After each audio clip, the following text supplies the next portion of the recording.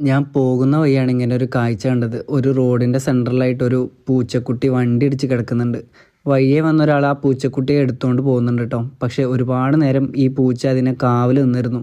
ഞാൻ പിന്നീട് അന്വേഷിച്ചപ്പോൾ ഈ പൂച്ചയുടെ കുഞ്ഞൊന്നും അല്ല അതെന്നാണ് മനസ്സിലാക്കിയത്. സഹജീവിയോട് അതിൻ്റെ ഒരു കാരുണ്യവും കരുണയൊക്കെ വളരെ വലുത് തന്നെയായിരുന്നു. അപ്പോൾ അദ്ദേഹം അതിനെ ആ റോഡിൻ്റെ സൈഡിലേക്ക് നീക്കിയിട്ടിട്ടുണ്ട്. വായിന്നും ഈ കാലിൻ്റെ ഭാഗത്തുനിന്നൊക്കെ ചെറിയ രീതിയിൽ ചോരയെല്ലാം വരുന്നുണ്ട് കേട്ടോ. പക്ഷെ അത് ടോട്ടലി ആകെ ടയേർഡായിട്ടുണ്ട്. അതിന് എണീക്കാൻ പോലും പറ്റുന്നുണ്ടായിരുന്നില്ല.